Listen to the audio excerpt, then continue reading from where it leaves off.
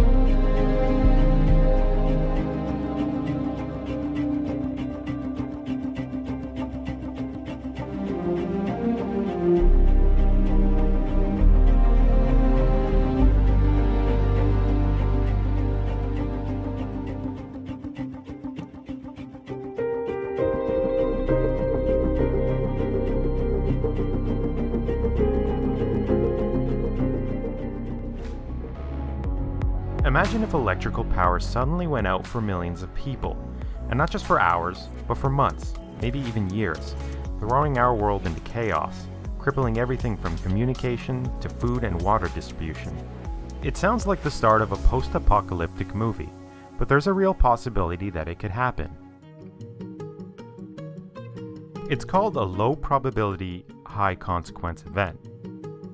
A massive solar storm could knock out electrical power and wreak havoc on nearly every aspect of modern life, but it's not something we're really preparing for, because for most of us, it just doesn't register as a big threat.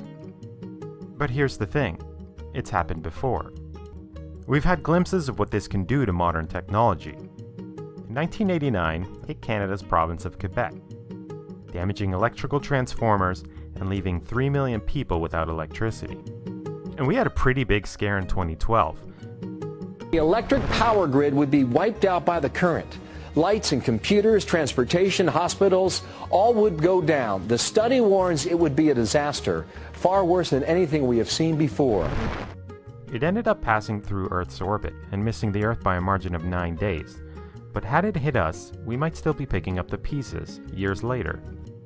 Particularly bad solar flares and CMEs can cause real havoc to our electrical systems, potentially throwing large parts of the world into darkness. It would take months or years to fully repair and replace damaged infrastructure. And the consequences of that, far-reaching and devastating.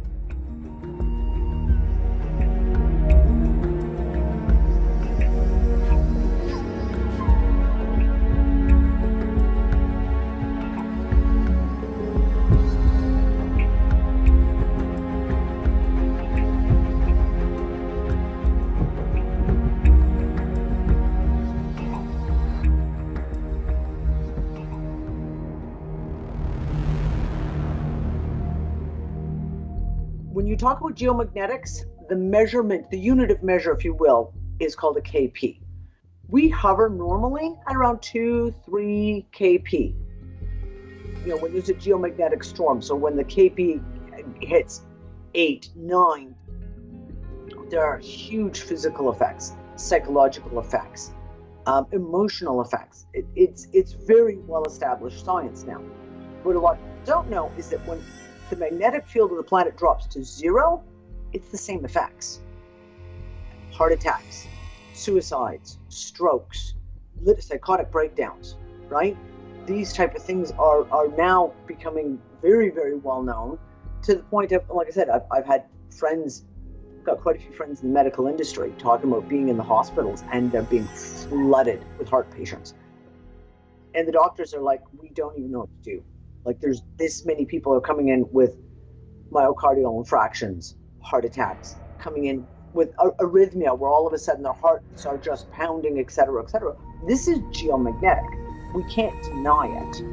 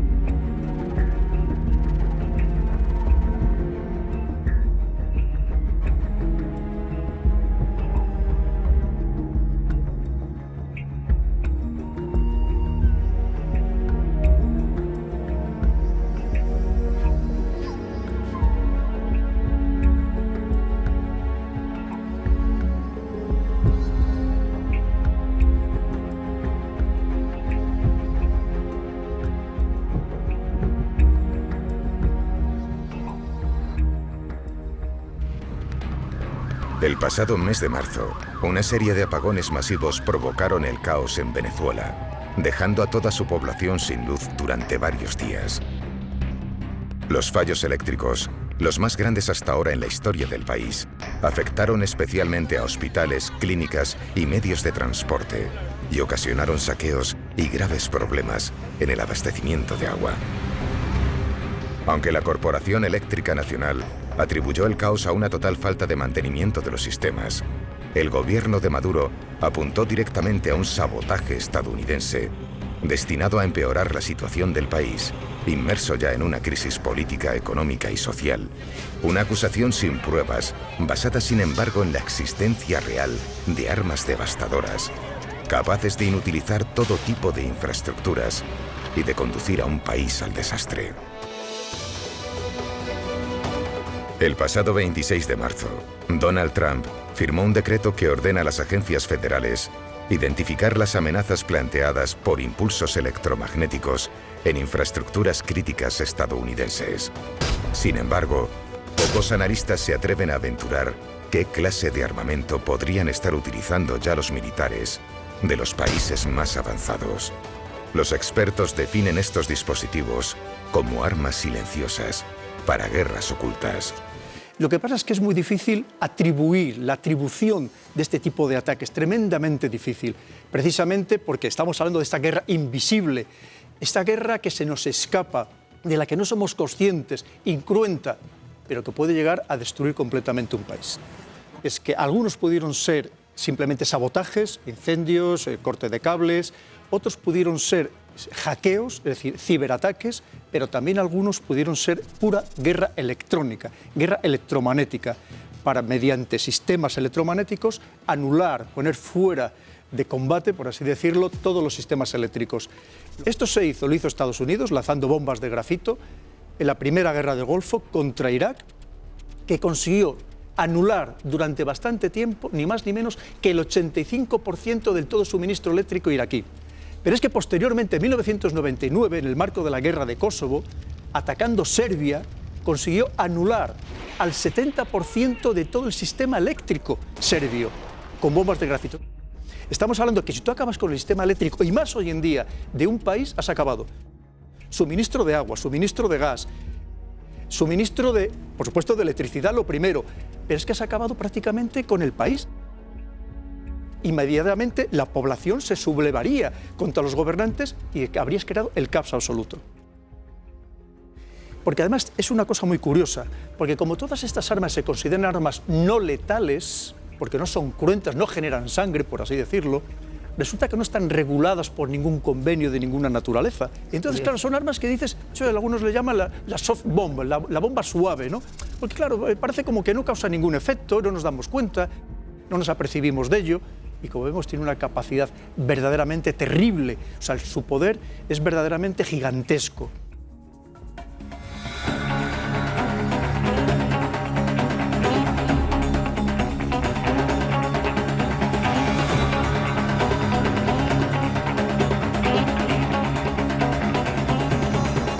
NSA wanted to impress the Japanese. They were not as thrilled to learn that we wanted them to help us spy on the Japanese population. They said it was against their laws. Of course, we tapped the entire country anyway. And we didn't stop there, because once we owned their communication system, we started going after their physical infrastructure. We'd slip these little sleeper programs into power grids, dams, hospitals, and the idea was if the day came when Japan was no longer an ally, it'd be lights out. And it wasn't just the Japanese. We were planning malware in Mexico, Germany, Brazil, Austria. I mean, China, I can understand, or Russia, or Iran, or Venezuela, okay, but Austria?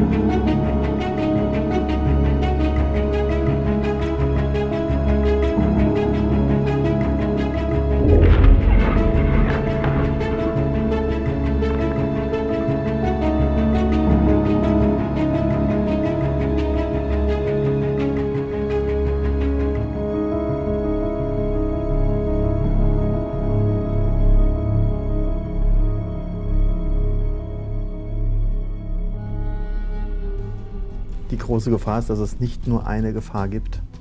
Also das heißt, es gibt einerseits naturgegebene Gefahren bei Hochwasser, infolge von Stürmen, also all das, was wir eigentlich nicht beeinflussen können. Es geht aber eben auch weiter bis zu Themen, die wir quasi hausgemacht auf die Tagesordnung gebracht haben. Nicht die Energiewende an sich, aber die Art, wie wir die Energiewende betreiben beispielsweise, die nach vielen Expertenmeinungen einfach die Gefahren wesentlich erhöht haben. Braunkohlekraftwerke, die haben eine jährliche Laufzeit von etwa 7.000 Stunden. Im Kernkraftbereich sind wir bei 8.000 Stunden. Im Prinzip sind die immer da, wenn wir sie brauchen. Das sieht bei Sonne und Wind natürlich anders aus, weil wir darauf angewiesen sind, dass die Sonne scheint und dass der Wind weht. Das heißt, wir haben ungefähr bei Solar 1.000 Stunden im Jahr und bei Windkraft 2.000 Stunden im Jahr. Das heißt, ein Bruchteil davon. Und das natürlich aber auch im Jahreszyklus sehr unterschiedlich. Und das macht im Prinzip übers Jahr gesehen sehr, sehr große Schwankungen aus, die wir kaum beherrscht bekommen. Man sagt, die Untergrenze eines sicheren Netzbetriebes liegt bei 49,8, die Obergrenze bei 50,2. 50 Hertz ist der Sollwert, das ist im Prinzip der Bereich des Üblichen. In dem Bereich darf sich das bewegen, ohne dass wir größere Probleme haben. Das klingt alles ganz wenig, aber in der Technik hat das massive Auswirkungen.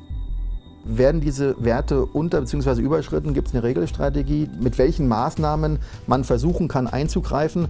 Das fängt an bei eben Abschalten von Großverbrauchern oder Hochfahren von Reservekraftwerken auf. Oder eben aber auch, wenn wir tatsächlich zu viel Strom im Netz haben, dass wir unseren Strom unbedingt loswerden müssen. Wir reden dann nicht nur darüber, dass wir ihn exportieren, sondern wir reden dafür, dass wir Geld dafür zahlen, dass jemand anderes im Ausland uns den Strom abnimmt. Wir hatten am 10. und am 24. Januar 2 Vorfälle, also jetzt ganz aktuell, die es so seit Jahren in der Form nicht gab. Wir hatten am 10. Januar eine Frequenz von 49,8 Hertz. Also das heißt, wir sind auf die untere Grenze eines sicheren Netzbetriebes abgefallen. Und als wäre das noch nicht genug gewesen, war exakt 2 Wochen später, am 24. Januar, waren wir bei 50,2 auf der Obergrenze eines sicheren Netzbetriebes. Strom und Telekommunikation, also einschließlich Internet, sind heute die Lebensadern unserer Gesellschaft. Ja. Wenn man sich dann anschaut, welche unserer Systeme wie notstromversorgt sind, für welche Dauer, heißt es, nach und nach fällt uns die komplette Infrastruktur aus. Wir haben vielleicht für einen Tag Vorräte und am zweiten Tag bricht in den Städten der Hunger aus. Das sieht vielleicht auf dem Land auch noch mal ein bisschen anders aus, aber zumindest in den Städten, die gewöhnt sind, dass an jeder Ecke irgendwo ein Laden ist, der immer offen hat. Also es gibt viele Faktoren, wir haben vorhin einige angesprochen, die zu einem Blackout führen können, die jeder für sich das Potenzial haben, so zu eskalieren, dass wir eben auch mal die Grenze eines sicheren Netzbetriebes in die eine oder andere Richtung überschreiten können und das nicht mal eingefangen kriegen.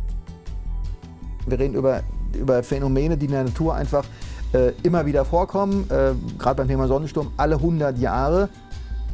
Jetzt ist der letzte große überfällig seit 1859. Damals war es nur das Telegrafennetz betroffen. Wir wüssten gar nicht, was heute alles passieren würde. Also wir haben heute einen Grad von Abhängigkeit. Es darf uns nicht passieren. Und gleichzeitig sagen aber immer mehr Experten, also es ist nicht mehr die Frage, ob ein Blackout kommt, sondern wann er eintrifft.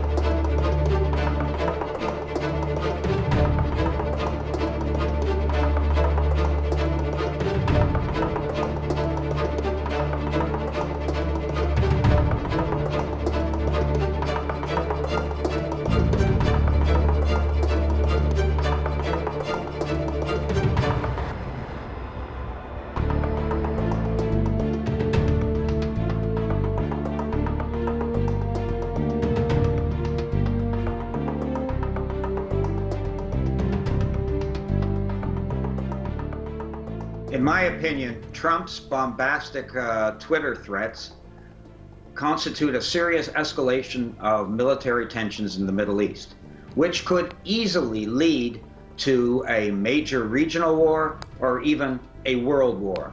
The United States has never forgiven Iran for overthrowing its puppet, the Shah of Iran, in 1979, and replacing it with an Islamic Democratic Republic and an independent foreign policy and an independent economy.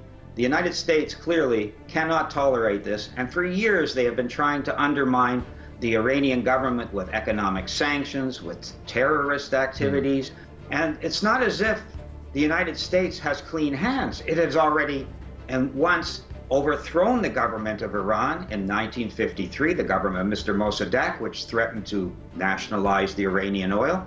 However, the United States, let's face it, is a rogue state. It has changed regimes in over 80 countries. One cannot rely on anything they say or any documents or treaties they sign. What really should scare people around the world is the fact that the United States has just moved a fleet into the Middle East and is threatening Iran with military force. People who know history know that before the United States enters into an attack on some country, they create some pretext. It makes us extremely worried in the peace movement that the United States is looking for a pretext in order to make war. And let's hope that this is just hot air and they don't actually go through with it, but it's pretty scary.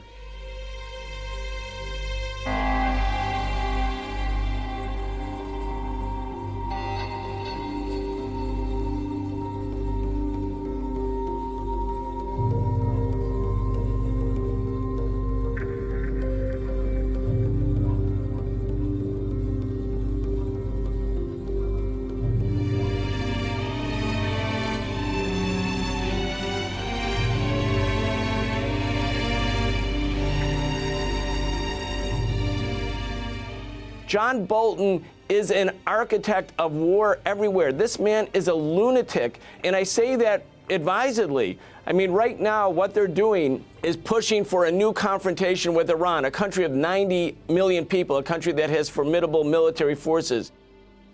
The policymakers in Washington, like Bolton, like Pompeo, and including the Democratic Party, who are sort of the tail to their kite now, they're working under this agreement that America may be an empire in decline, but by applying maximum pressure on all of its so-called enemies or adversaries, it will get them to crumble. When you look at what's going on in China, in Venezuela, now against Iran, we have a maximum pressure strategy. And I think what they have behind them is this concept. We are the greatest military power in the world. We may no longer be the greatest economic power, but this power we can assert and exert. It doesn't work, but there's no consequences. These people act with impunity over and over again. Why aren't any of them in jail? They're not even fired. They're actually going around making speeches and making lots of money, in spite of the fact that they had Iraq, Libya, so many other failed policies that killed literally hundreds of thousands or perhaps millions of people. Absolute impunity. That's why it keeps happening.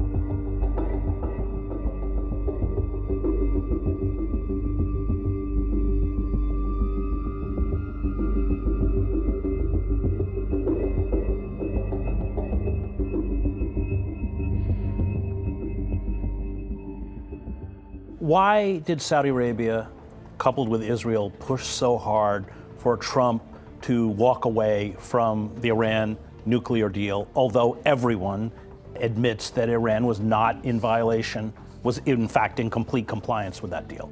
Saudi Arabia and Israel knew this very well, and their great fear was that there would be a rapprochement between the U.S. and Iran, because they both depend on their exclusive relationships with the United States for their very existence.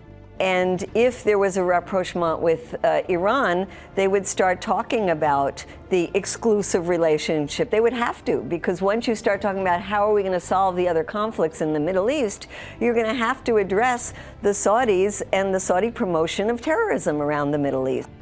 Every time I hear Mike Pompeo or John Bolton talk about Iran is the #1 exporter of terrorism, I just, want to say full stop. Wrong, incorrect, lie, misinformation. Iran has always been afraid of and fighting against Sunni extremism, and has been fighting the Taliban long before the U.S. was even fighting the Taliban. So there is a push emanating from Netanyahu in Israel, as well as Saudi Arabia, for a war with Iran. Why? The Israelis and the Saudis are goading the United States on this because they really do want to see a military intervention in Iran. Israelis see Iran as their mortal enemy. Netanyahu really uses Iran as a smokescreen for what the Israelis are doing in Palestine. Yeah. So it is a way to just try to keep deflecting and saying, don't look at Gaza, don't look at the West Bank, don't look at what we're doing. To what extent do you think that the demonization of Iran is a kind of feint to deflect attention from our own failures within the Middle East in the last 18 years of warfare? If you keep this boogeyman there, that the problem is Iran, Iran, Iran, that can be an excuse for why we haven't in almost 2 decades been able to defeat the, quote, ragtag Taliban, because Iran is there helping them. And of course, you go through every country in the Middle East and you can say that. It has absolutely nothing to do with reality, but it is a good excuse to say why the most powerful military in the world is not able to win a war. What do you think the vision of Bolton and Pompeo is? Is it a hot war? I think they want chaos inside Iran. I don't think they want to see U.S. troops fighting in Iran. I think they want to see Iranians fighting Iranians. And I think the Israelis and the Saudis would love to see a strong nation of 80 million people divided into a nation where they're killing each other. I worry that there will be some incident that happens in Yemen, in Syria, somewhere else, that will give the Israelis or the Saudis what they need to push the U.S. to do bombing inside Iran. And that is what worries me, because I think that could be the beginning of this effort to create the chaos inside.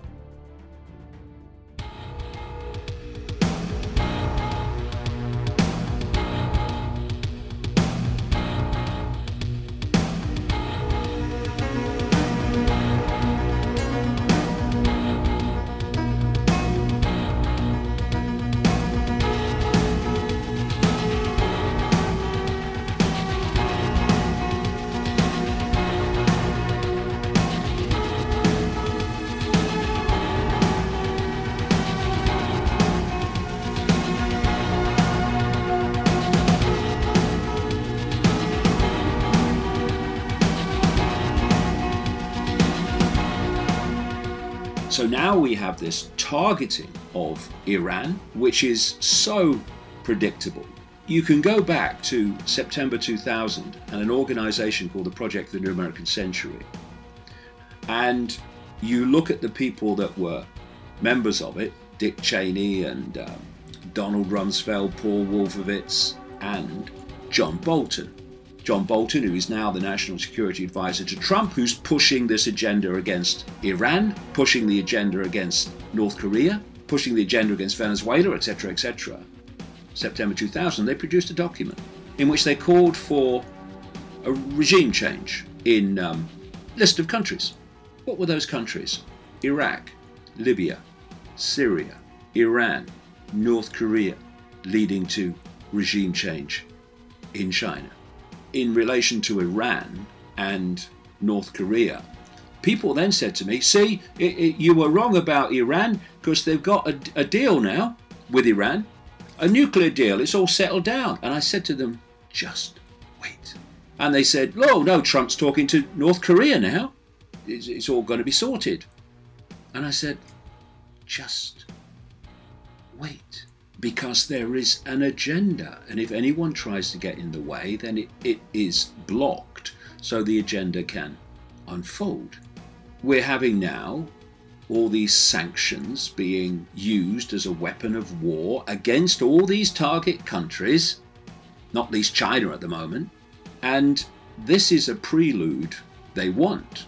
Not saying they'll achieve it, but what they want is conflict, literal conflict with those countries. So it's a mass of deceit and lies which are designed for one thing, to manipulate this agenda into reality. And the elephant sitting there on the sofa all along is the far right regime in Israel. Who benefits from all this stuff in the Middle East, using American troops and British troops and other European country troops? Israel. Because what's playing out is the agenda laid out in September 2000 by the Israeli agency, because that's what it was, the Project for the New American Century. And when Trump came to power, all their dreams came true because Trump is owned by Israel.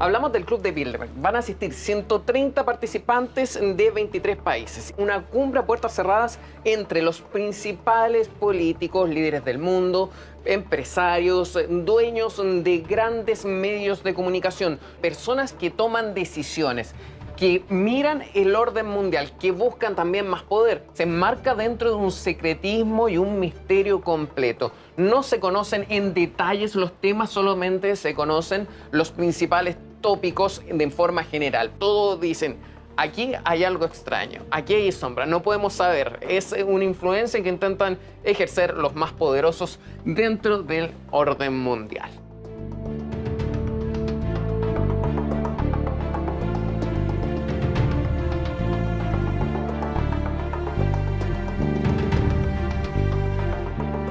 I was the CIA director. We lied, we cheated, we stole.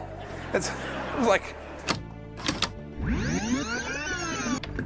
I was the CIA director. We lied, we cheated, we stole. It was like, we had entire training courses.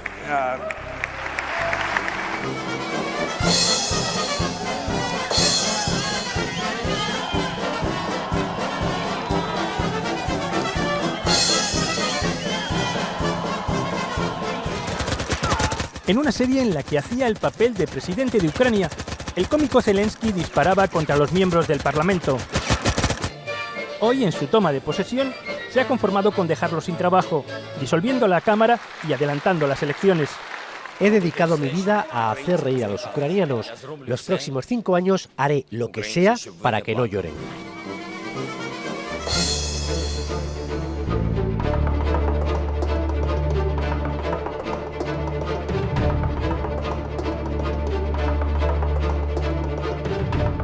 I will shortly leave the job. I do so with no ill will, but with enormous and enduring gratitude to have had the opportunity to serve the country I love.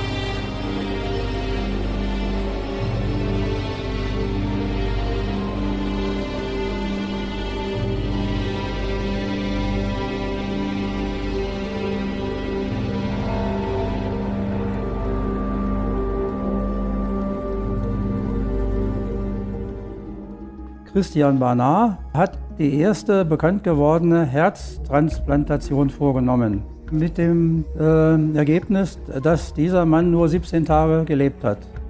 Ein Grund dafür war eben, dass man nicht darauf geachtet hat, dass Organe, wenn man sie verpflanzen will, lebend frisch sein müssen. Sonst kommt das Problem der Ischämie, das heißt, die Organe verfallen sofort und können dann nicht mehr verwendet werden. Nachdem das 1967 nicht so richtig geklappt hat, hat man 1968 in den USA eine Kommission ins Leben gerufen und hat dort diesen Hirntod regelrecht erfunden. Das heißt also, man hat festgestellt, wenn das Hirn gestorben ist, in Anführungsstrichen, dann ist der Mensch tot. Hirntod bedeutet, dass das Gehirn, das Großhirn, Kleinhirn, Hirnstamm und so weiter nicht mehr reagieren, aber der Blutkreislauf noch in Betrieb ist, wenn auch mit Unterstützung. Aber das Herz schlägt noch und die Organe werden noch durchblutet. Wenn dann eine Genehmigung zur Organspende vorliegt, entweder von dem Hirntoten selber oder wenn Angehörige zugestimmt haben, Dann werden Organe entnommen bei schlagendem Herzen, indem der Körper vom Hals bis zum Schambein aufgeschnitten wird. Die beiden Körperhälften werden auseinandergehalten, es wird Eiswasser eingegossen, aber auf alle Fälle werden immer muskelentspannende Injektionen gegeben und der Körper wird auf dem OP-Tisch festgeschnallt, damit er sich nicht bewegt. Es ist ja auch so, dass nicht nur Organe entnommen werden, das kann man auch ankreuzen auf dem Ausweis, dass auch Gewebe entnommen wird. Und Gewebe, da denkt man, das ist vielleicht so ein Stückchen Haut. Gewebe ist der ganze Körper. Auch die großen Knochen, die Röhrenknochen, Oberschenkelknochen und so weiter, die werden entnommen. Wenn also alles erledigt ist, dann müssen die OP-Chirurgen, die Schwestern, müssen diesen Körper wieder versorgen. Nicht, denn der muss ja hinterher zur Bestattung freigegeben werden. Und da werden also aus dem Baumarkt Materialien genommen für die Augen, Glaskugeln, für die Oberschenkelknochen, Besenstiele und so weiter. Bis die Organe entnommen sind, bis sie wieder transplantiert sind. Das kann also viel Geld kosten, mehrere 100.000 Euro sogar. Und dann kommen noch weitere erhebliche Kosten dazu, weil dieses fremde Organ der Körper nicht haben will. Das wird abgestoßen. Das heißt, das Immunsystem erkennt da was Fremdes und möchte es wieder loswerden. Dafür gibt es jetzt Immunsuppressiva, die das Immunsystem ausschalten. Das muss man sich mal vorstellen. Ein Mensch ohne Immunsystem, was kann dem alles passieren? Das ist natürlich eine riesige Einnahmequelle für die Pharmaindustrie. Je nachdem, wie stark die Abwehrreaktionen sind, kostet das im Monat bis zu 4.000 Euro nur die Medikamente, dass das Organ im Körper bleibt. Wenn das Organ dann doch abgestoßen wird, dann ist natürlich die Suche nach einem anderen fremden Organ und dann geht das gleich weiter. Wer also einmal damit angefangen hat, als Organempfänger, ja, der sitzt in dieser Mühle drin. Mit den Immunsuppressiva und mit den Ängsten natürlich, dass das Organ abgestoßen wird. Statistisch gesehen weiß man, dass die meisten Menschen an Krebs sterben. Nicht, weil das Immunsystem ja nun gar nichts mehr machen kann gegen Bakterien und so weiter. Es gibt grob zwei Regelungen. Einmal die Zustimmungslösung. Das heißt, ich kann mich entscheiden oder zustimmen, dass ich Organe spenden möchte. Die zweite Regelung ist die Widerspruchslösung. Und das ist ein bisschen krass, weil dort definiert ist, es handelt sich um eine angenommene Zustimmung. Also wer nicht ausdrücklich widersprochen hat, der hat zugestimmt.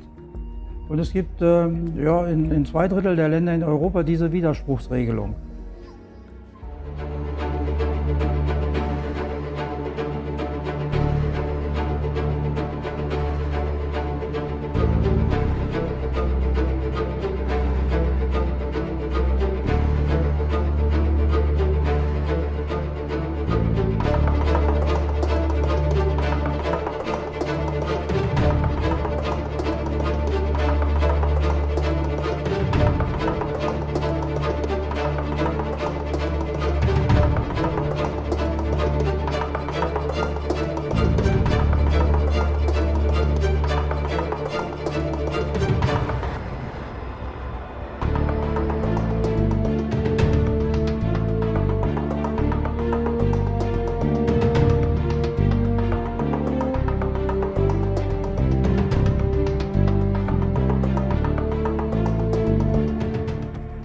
Lucrative financial outcomes can be a factor in determining a brain death diagnosis. And many patients declared brain dead are perfect candidates for organ harvesting, a procedure that financially benefits the medical community. In 1985, after a series of seizures, Jenny fell into a coma and was declared brain dead. Her husband refused organ harvesting for Jenny, and she woke up 3 weeks later. They took me to the hospital. I was unable to move, to speak, to open my eyes, but I was fully conscious and aware of what was going on around me. I had awake times and asleep times. And when I was awake, I understood everything that was going on. And one of the awake times, I heard multiple footsteps coming into the room. And one male voice saying, this one's a sad case. Young woman, 2 small children at home, her husband is being completely unreasonable. If he would just sign the forms, so many people could benefit from her organs. It was less than a week later I came out of the coma. I believe the physician was deliberately looking to harm me for some sort of benefit as an opportunity to procure organs. You cannot necessarily trust a diagnosis of brain death as being truly dead. One doctor's opinion of brain death is different than another. It's very subjective. You can have almost any definition that you want for brain death. Accepted medical standards can be whatever the doctor says, can be whatever the hospital says. No one should be declared dead until we're as certain as we can possibly be that the soul has separated, that the life is gone.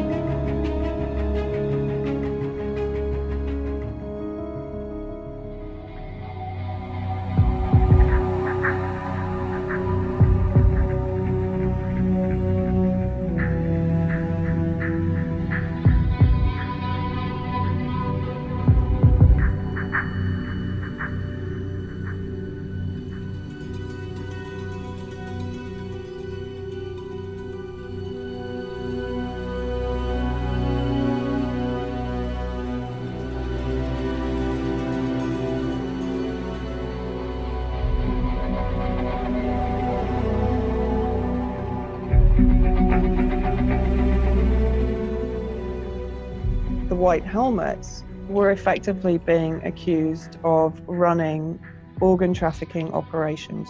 Civilians in specific areas in East Aleppo told me they were paid $2,000 for a dead body, and I think it was upwards between $3,000 and even more if they could get someone who was still alive to the border in order for their organs to be used.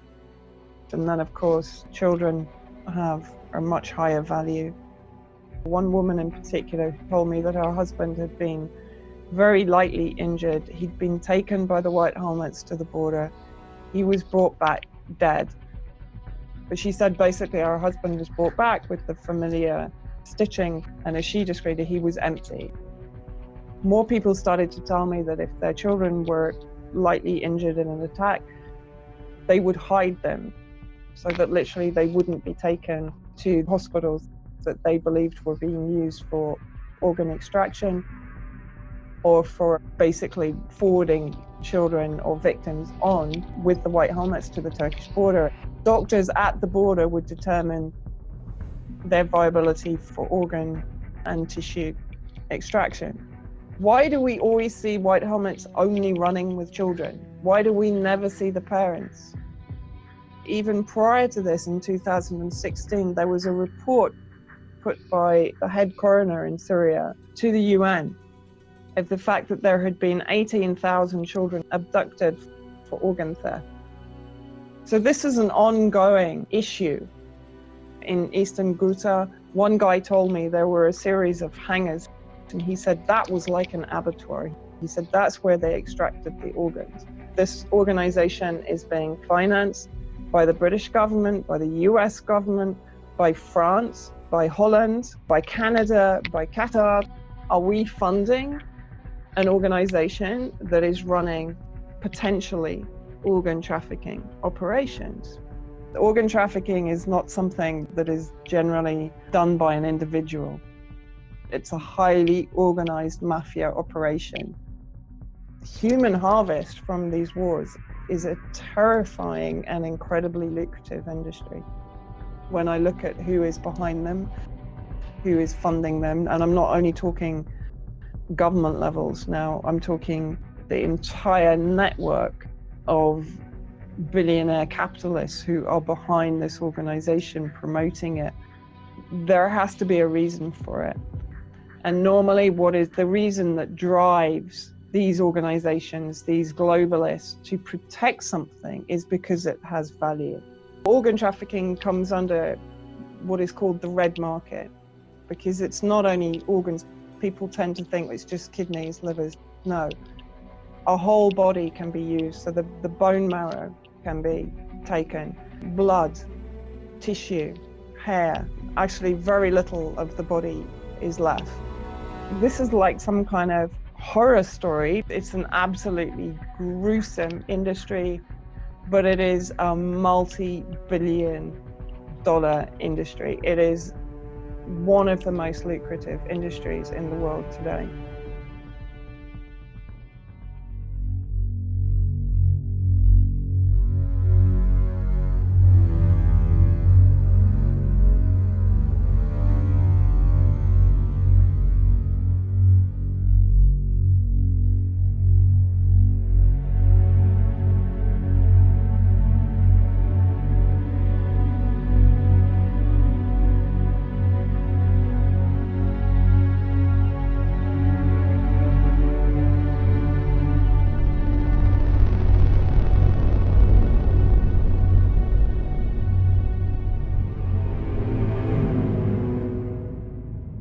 What happens when a nation is thrust into a contrived, orchestrated civil war like Syria, or when an earthquake rocks a place like Haiti, or when NATO invades a nation like Libya? Refugees. Millions are displaced.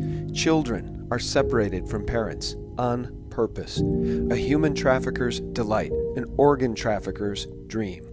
Pure evil. The Lebanese Ad Dayer newspaper revealed that Turkish authorities are involved in trafficking the bodies of Syrian refugees who reach Turkish territories. The Turkish authorities transport young Syrian injured who enter their territories to hospitals in cars guarded by Turkish police and intelligence. The injured Syrians have their body organs excised after being anesthetized, and later they are killed, and the numbers are staggering. 18,000 Syrian children have had their organs harvested. Why is this being allowed to continue? Why haven't you heard about it? Why is the mainstream media silent?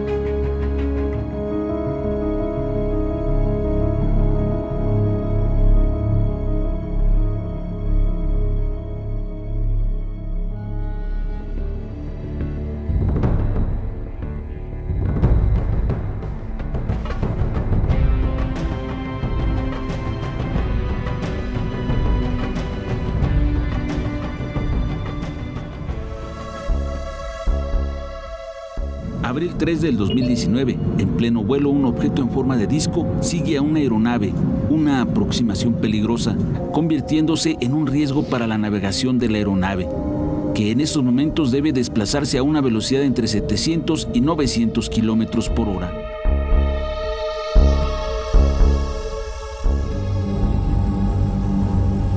El pasado 11 de abril, el diario británico Daily Mail publicó la extraordinaria evidencia de 6 misteriosas aeronaves esféricas que volaban peligrosamente cerca de un vuelo comercial, que emitían una luz pulsante entre verde y amarilla.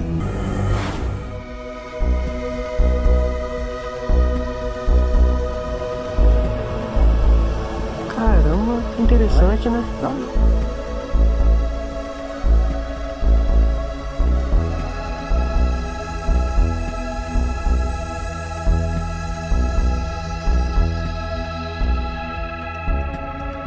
se puede ver con toda claridad cómo del cráter Aristarco, el más brillante de la Luna, salen dos objetos disparados hacia el espacio.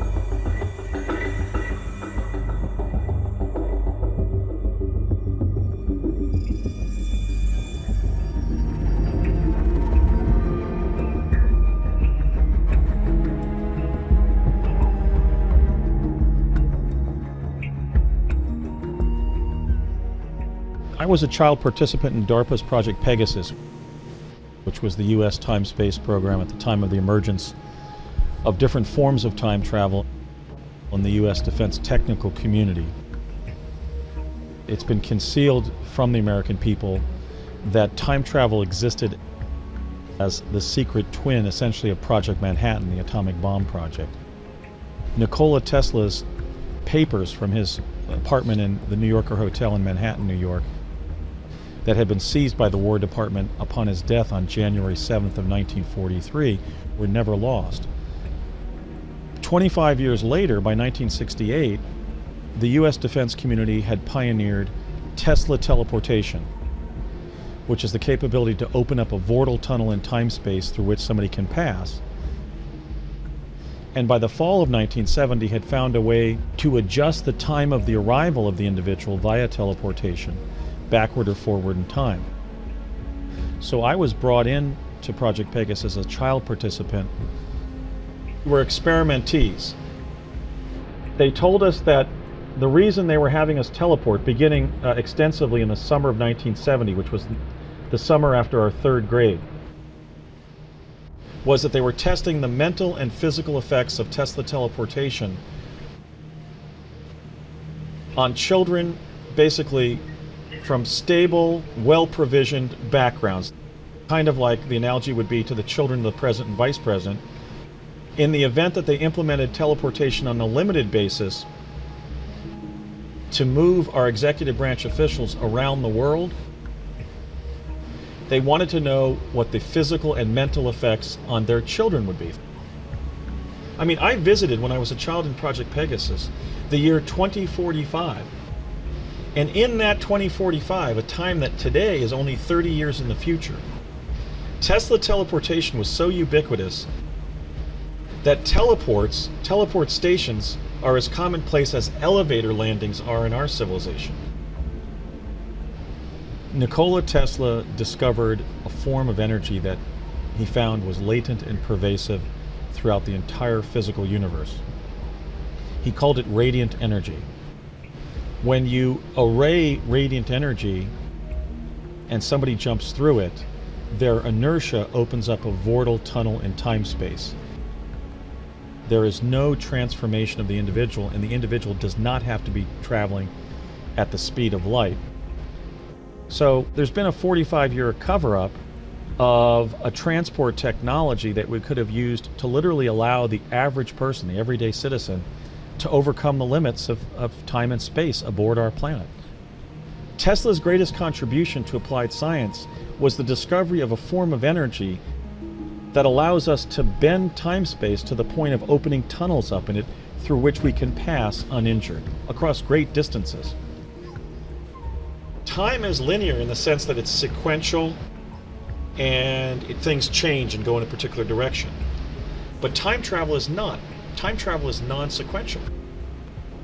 So the paradox in that case is that we can't change the present by going back and quantum engineering the past, because when we visit the past, we're in the original past event. And I'm speaking out now because Tesla teleportation was not implemented on a mass level. In other words, the tragedy of the secret history of US time travel is that Tesla teleportation was weaponized from the very time it was obtained by the Defense Department in 1943. These devices, which could revolutionize our civic infrastructure, which Tesla had been secretly working on from 1899 forward, which he kept secret even during that last kind of strange 15 years of his life where he was just ostensibly raising pigeons, he was actually keeping this information secret. Nikola Tesla was the greatest applied scientist in the history of our great American civilization. He was more ethical than Westinghouse and Edison. Edison cheated him when he first came to the United States. I'm here to tell you that this great Slavic American immigrant inventor does become the principal figure in our human civilization because he invented the technology, the civic infrastructure of the 21st century, and we deserve to be living in the world that our grandfather's generation invented through the genius of people like great heroes like Nikola Tesla.